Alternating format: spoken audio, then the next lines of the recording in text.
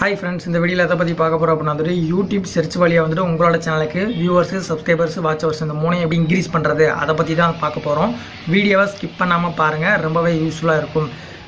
YouTube tips பத்தி நிறைய விஷயங்கள் தெரிஞ்சுக்கணும், உங்க சேனலை growth பண்றதுக்கு நிறைய விஷயங்கள் தெரிஞ்சுக்கணும் அப்படி நினைச்சீங்க அப்படினா மறக்காம நம்மளோட சேனலை subscribe பண்ணிக்கோங்க.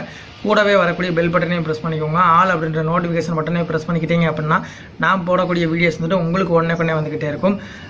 வீடியோவை ஸ்கிப் பண்ணாம பாருங்க, ஒரு டெமோ காமிக்கிறேன்.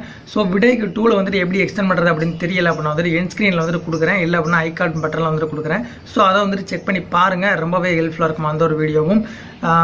முடிஞ்ச அளவுக்கு உங்களோட சேனல் growth பண்றதுக்கு என்னென்ன டிப்ஸ் எல்லாம் இருக்கோ அதெல்லாம் சொல்றேன் நான் லீகல் மெத்தட்ல ஸோ ஸ்கிப் பண்ணாம கடைசி வரைக்கும் பாருங்க. SEOல VidiQல எப்படி உட்கார வைக்கிறது உங்களோட வீடியோவை அப்படிங்கறது தான் டெமோ காமிச்சிருக்கேன். ஓகே, இப்போ டெமோக்குள்ள போயிடலாம்.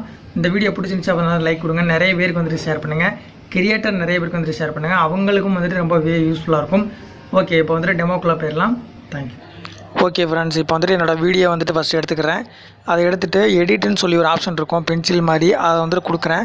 கொடுத்ததுக்கப்புறமா பேசிக்னு சொல்லி ஒரு ஆப்ஷன் இருக்கும், அதுக்குள்ளே வர்றேன். வந்ததுக்கப்புறமா நான் VidiQ எக்ஸ்டெண்ட் பண்ணியிருக்கிறதுனால எனக்கு சைடில் காட்டும் SEO ரேங்கு எல்லாமே காட்டும். ஸோ அதை நான் பார்க்குறேன். நான் அப்கிரேட் பண்ணல, அப்கிரேட் நவுன்னு கொடுக்குது, அதை அப்கிரேட் பண்ணல. அதுக்கு காஸ்ட் பே பண்ணுற மாதிரி இருக்கும். நான் ஃப்ரீ வெர்ஷன் மட்டும் யூஸ் பண்ணிகிட்ருக்கேன். ஸோ பார்த்தீங்க அப்படின்னா எந்தெந்த கீவேர்ட்லாம் எவ்வளோ பர்சன்டேஜ் எந்தெந்த ரேங்கில் உட்காந்துருக்கு அப்படிங்கிறத காட்டும். சஜஸ்டட் கீவேர்டு அப்படின்னு சொல்லி கீழே இருக்கும், அதெல்லாம் ஆட் பண்ணிக்கோங்க. அதெல்லாம் உங்கள் சேனலுக்கு தேவையான அந்த ஒரு பர்டிகுலர் வீடியோவுக்கு தேவையான ஒரு பவர்ஃபுல்லான ஒரு கீவேர்டுன்னு சொல்லலாம். ஸோ அதை நீங்கள் ஆட் பண்ணிக்கோங்க. ஓகேங்களா, அதை ஆட் பண்ணதுக்கப்புறமா என்னென்ன ஃபீச்சர்லாம் இருக்குது அப்படிங்கிறதெல்லாம் சொல்கிறேன். மேலே பார்த்தீங்க அப்படின்னா இந்த மாதிரி தான் ஸ்கோர் இருக்கும். அந்த ஸ்கோர் எல்லாம் முடிஞ்ச அளவுக்கு பார்த்துக்கோங்க. டிஸ்கிரிப்ஷனில் 5 டேக்ஸ் இருக்கா அப்படிங்கிறது கேட்டிருக்காங்க. 5 டேக்ஸ் ஆட் பண்ணிக்கலாம், 5க்கு 5 அப்படின்னு கொடுத்துருக்காங்க. டைட்டில் அதே மாதிரி இருக்கான்னு கேட்டிருக்கு. ஸோ அதே மாதிரி டைட்டிலையும் எனக்கு கீவேர்டை நான் ஆட் பண்ணிக்கிட்டேன். நீங்களும் இந்த மாதிரி டிஸ்கிரிப்ஷனில் முடிஞ்ச அளவுக்கு வீடியோக்கு ரிலேட்டடாக நீங்கள் என்ன கொடுத்துருக்கீங்களோ என்ன பேசியிருக்கீங்களோ அதை நீங்கள் ஆட் பண்ணிக்கோங்க. உங்களோட ஹேஷ்டேக்லையும் உங்களோட டிஸ்கிரிப்ஷன் பாக்ஸ்லையும். டிஸ்கிரிப்ஷன் பாக்ஸ் தான் ரொம்ப முக்கியம் டேக்ஸை விட. ஸோ முக்கியமாக நீங்கள் கான்சன்ட்ரேட் பண்ண வேண்டியது உங்களோட டிஸ்கிரிப்ஷன் பாக்ஸ். ஓகேங்களா, டிஸ்கிரிப்ஷன் பாக்ஸில் முடிஞ்ச அளவுக்கு நீங்கள் வீடியோக்குள்ளார எதை பேசியிருக்கீங்களோ அதை நீங்கள் டைப் பண்ணுங்கள். இல்லை அப்படின்னா எதை பற்றி பேசியிருக்கீங்களோ அதை ஒரு இன்ஃபர்மேஷனல் கீவேர்டை நீங்கள் ஆட் பண்ணுங்கள். எதை அதிகமாக சர்ச் பண்ணுறாங்களோ அந்த மாதிரியான கீவேர்டுகளை ஆட் பண்ணுங்கள். கண்டிப்பாக உங்களுக்கு வியூவர்ஸோ சப்ஸ்கிரைபர்ஸோ வாட்சவர்ஸ் எல்லாமே இன்க்ரீஸ் பண்ணுறதுக்கு அதிகப்படியான சான்சஸ் இருக்குது. ஸோ மறக்காமல் நீங்கள் இதெல்லாம் பண்ணுங்கள். நீங்கள் VidiQ எப்படி எக்ஸ்டெண்ட் பண்ணுறதுன்னு தெரியலனா ஸ்க்ரீனில் கொடுக்குறேன், அதை போய் செக் பண்ணி பாருங்கள். ஜஸ்ட்டாக நீங்கள் ஒபேரா இல்லை அப்படின்னா கூகுள் குரோமு ஏதோ வச்சுருந்தாலும் நீங்கள் எக்ஸ்டெண்ட் பண்ணிக்கலாம், அது ஒன்றும் பிரச்சனை கிடையாது. அதுக்கப்புறமா இங்கே பார்த்தீங்கன்னா நீங்கள் வீடியோ க்ரியேட் பண்ணுற ரா ஃபைலும் கூட நீங்கள் வீடியோக்குள்ளே என்ன பேசியிருக்கீங்களோ அதை பற்றி தான் இருக்கணும். ஓகேங்களா, அதுக்கப்புறமா என்னென்ன இருக்குது அப்படிங்கிறத சொல்கிறேன். VidiQ டூல் இன்ஸ்பெக்டர் அப்படின்னு சொல்லியிருக்கோம், கீவேர்டு இன்ஸ்பெக்டர் அப்படின்னு சொல்லியிருக்கோம். அதுக்குள்ளே நீங்கள் என்ன கீவேர்டு கொடுக்கணுமோ அதை கொடுங்க. அதை கொடுத்துட்டு அந்த ஒரு கீவேர்டோட சர்ச் வால்யூம் எவ்வளவு இருக்குது அப்படிங்கிறத பாருங்கள், நோட் பண்ணுங்கள். நோட் பண்ணிவிட்டு அதுக்கப்புறமா அதை ஆட் பண்ணணுமா வேணாமா அப்படிங்கிறத யோசிக்கலாம். ஸோ நீங்கள் கொடுங்க.